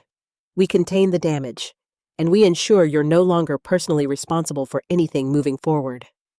Daniel stopped. You can do that. I can try, Robert said, but only if you cooperate fully. Silence. And if I don't? Daniel asked. Robert didn't hesitate. Then you face this alone. The words were calm, but absolute. Daniel looked at me, then back at Robert, then down at his hands. And for the first time since this began, he looked like someone standing at the edge of a decision he couldn't undo. I don't want to go to prison, he said quietly. The words broke something in me, because beneath everything, that was still my son. Robert's voice softened slightly. Then don't make choices that lead you there. Daniel let out a shaky breath. What do you need from me? He asked. And just like that, the shift was complete. Not control, not confidence, but surrender to something real. And for the first time since this began, there was a path forward. Not easy, not clean, but possible. Everything changed after that moment. Not dramatically, not all at once, but in a quiet, deliberate way, like a shift in gravity. Daniel sat down for the first time since Robert arrived. Not because he was tired, but because he understood. Standing wasn't going to give him control anymore. Robert didn't rush him. He simply placed his briefcase on the table and opened it with the same calm precision, pulling out several documents, clean, organized, intentional. This is what happens next, Robert said. Daniel leaned forward slightly. Listening, really listening. We start with containment, Robert continued. No more transactions, no more movement of funds. Everything stops immediately. Daniel nodded slowly. I can do that, he said. Good, Robert replied, because every additional action creates more legal exposure. Daniel swallowed. And the accounts, he asked. I'll contact the bank directly, Robert said. We'll frame this as unauthorized activity tied to compromised access. Daniel stiffened. Compromised? Yes, Robert said, because that's exactly what happened. You accessed systems you didn't fully understand and created vulnerabilities. Daniel didn't argue, because now he couldn't. And me? Daniel asked quietly. What about you? What happens to me? That was the question everything had been building toward, the one he had been avoiding, the one I had been afraid to ask. Robert didn't answer immediately. Instead, he studied Daniel carefully. We minimize your liability, he said, but that depends on your cooperation. Daniel nodded. I'll cooperate. Robert held his gaze. Fully? A pause. Then fully Daniel repeated. Something in his voice had changed. Not just fear, not just desperation, but acceptance. And that was something I hadn't expected. Robert continued. We also need to manage the external pressure. Daniel tensed again. You mean them? Yes, Robert said. We cannot disappear. That creates suspicion. But we also cannot provide real access. Daniel nodded slowly. So we stall. No, Robert corrected. We structure. Daniel frowned slightly. I don't follow. Yes, Robert said. We cannot disappear. That creates suspicion. But we also cannot provide real access. Daniel nodded slowly. So, we stall. No, Robert corrected. We structure. Daniel frowned slightly. I don't follow. Robert leaned forward. We use the system your father created to our advantage, he said. Controlled processes, verification steps, delays that appear legitimate. Daniel thought about that. They'll want proof, he said. And we'll give them controlled proof, Robert replied. What kind of proof? Enough to maintain credibility, Robert said. Not enough to expose anything real. Daniel exhaled. That might buy time. It will buy time, Robert corrected. And during that time, Daniel asked. We prepare for the legal side, Robert said, and we protect your mother. That made Daniel look at me, really look at me. And for the first time, there was no defensiveness in his eyes, just something else, something quieter. I didn't mean to pull you into this, he said. The words landed softly, but they mattered. I know, I replied. And I did. That didn't excuse it, but it explained it. Robert closed the folder. There's one more thing, he said. Both of us looked at him. What Daniel asked. Robert's expression grew more serious. The authorities may already be involved. The room went still. What do you mean? Daniel asked. The bank flagged the transactions, Robert said. That triggers internal reviews. In some cases, those reviews are shared externally. Daniel's face paled. You mean law enforcement? It's possible, Robert said. Possible, Daniel repeated. Likely, Robert corrected. Silence, heavy, unavoidable. Daniel leaned back in his chair, his hands gripping the edge like he needed something solid to hold on to. How much time do I have? He asked. Robert didn't sugarcoat it. Not as much as you think. That was the moment the reality fully settled. Not just danger, not just pressure, but consequences, real ones. I'll do whatever you say, Daniel said. And this time, it wasn't negotiation. It wasn't control. It was surrender. Robert nodded once. Then we start tonight. The hours that followed felt different from anything before. Not chaotic, not emotional, but focused, deliberate. Robert guided every step. Emails were drafted. Accounts were reviewed. Access points were identified and secured. Daniel handed over everything: passwords, contacts, transaction histories. Nothing hidden, nothing held back. And as I watched it all unfold, I realized something I hadn't expected. This wasn't just about fixing a mistake. It was about unraveling one, piece by piece, layer by layer. Everything Daniel had touched had to be understood, documented, contained, because this wasn't something you could simply undo. It had to be faced, fully. At one point, Daniel's phone buzzed. He froze. The screen lit up. A name I didn't recognize. But the look on his face told me everything. They're calling. It had to be faced, fully. At one point, Daniel's phone buzzed. He froze. The screen lit up. A name I didn't recognize. But the look on his face told me everything. They're calling, he said quietly. Robert looked at the phone. Answer it. Daniel hesitated. Put it on speaker, Robert added.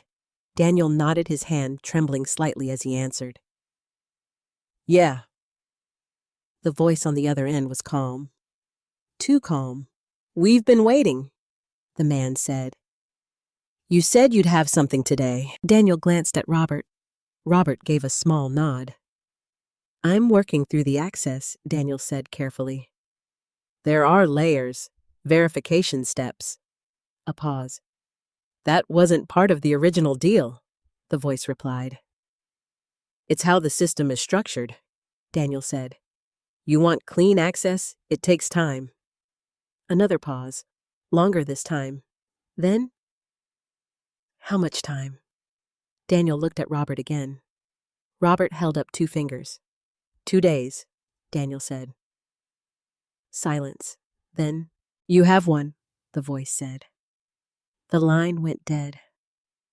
Daniel lowered the phone slowly. One day, he whispered. Robert nodded. Then we use it. The tension in the room was immediate, sharp, focused. Because now you have one, the voice said. The line went dead. Daniel lowered the phone slowly. One day, he whispered. Robert nodded. Then we use it. The tension in the room was immediate, sharp, focused, because now there was a deadline, not imagined, not flexible, real.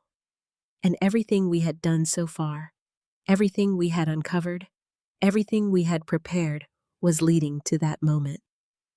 One day, to stop something that had already gone too far. One day, to protect what was left. One day, to face the consequences and decide what came next. The next morning arrived faster than I expected. None of us had really slept. Not Daniel, not Robert, and certainly not me. There's something about knowing a deadline is coming. Not a distant one, not a vague one, but a real ticking clock that changes the way time moves. Everything felt sharper, more fragile, like the entire house was holding its breath. Daniel sat at the kitchen table, his phone in front of him untouched. He had stopped pacing sometime around 3 a.m. when exhaustion finally overpowered anxiety. Robert, on the other hand, was already working. He had turned the dining room into a command center, papers laid out in precise order, his laptop open, emails drafted, but not yet sent. "Today is about control," he said quietly without looking up. "Control of what I asked. Information, timing, response," he replied. "We don't react, we decide." Daniel looked up at that. "And if they don't wait?" he asked. Robert met his eyes. "They will, because they still believe you have something they want. Information, timing. Response," he replied. "We don't react, we decide." Daniel looked up at that. "And if they don't wait?" he asked. Robert met his eyes. "They will, because they still believe you have something they want." Daniel nodded slowly. That belief, false as it was the only leverage we had. And we were about to use it. At exactly 10:07 a.m., Daniel's phone rang again. The same number, the same unknown name, the same quiet fear settling into the room. Robert nodded once. "Answer." Daniel took a breath and picked up. "Yeah." The voice on the other end was calm again. Too calm. "We're done waiting," the man said. "What do you have?" Daniel glanced at Robert. Robert gave him a small, steady nod. "I've initiated access," Daniel said carefully. "But it's not direct. It requires layered authorization." Silence. "Then you're stalling." "No," Daniel replied. "I'm telling you how it works." Another pause, longer this time. Then the man spoke again, his tone slightly colder. "You have until tonight." The line went dead. Daniel lowered the phone slowly. "Tonight," he whispered. Robert didn't react. "Good," he said. Daniel blinked. "Good?" "Yes." Then the man spoke again, his tone slightly colder. "You have until tonight." The line went dead. Daniel lowered the phone slowly. "Tonight," he whispered. Robert didn't react. "Good," he said. Daniel blinked. "Good." "Yes," Robert replied. "That gives us a defined window." Daniel let out a shaky breath. "I don't think you understand what happens if we don't deliver." "I understand perfectly," Robert said, "which is why we're not going to pretend anymore." That caught Daniel off guard. "What do you mean?" Robert closed his laptop. "I mean, we stopped playing their game," he said. The room went still. Daniel shook his head immediately. No, that's not an option. It's the only option. They won't just walk away." "They don't have to," Robert replied calmly, "because by tonight they won't matter." Silence. "What are you saying?" Daniel asked. Robert looked at him directly. "I'm saying the legal process has already begun." Daniel's face strains of color. "You called them?" he asked. "I notified the appropriate parties," Robert said. "The bank has escalated the case. Authorities are now formally involved." The words hit like a physical force. "You told the police," Daniel whispered. I told the truth, Robert corrected. Daniel stood up so quickly his chair scraped loudly against the floor. You said you were helping me? I am. This isn't help. This is turning me in. No, Robert said firmly. This is preventing it from getting worse. Daniel shook his head, panic rising again. You don't get it. They'll think I set them up. They might, Robert said. That stopped him. They might, Daniel repeated. Yes, Robert said. But right now, your biggest risk isn't them. It's prison, Daniel said, his voice barely audible. Robert didn't sugarcoat it. Yes. The word landed hard, heavy, final. Daniel staggered back slightly, sitting down again. This is over, isn't it? He asked. Robert didn't answer immediately. Instead, he looked at me, then back at Daniel. This version of it is, he said. Silence filled the room, because we all understood what that meant. The lies, the control, the illusion that this could be fixed quietly. All of it was gone. What happens now? Daniel asked. Robert's voice softened slightly. Now we cooperate, he said.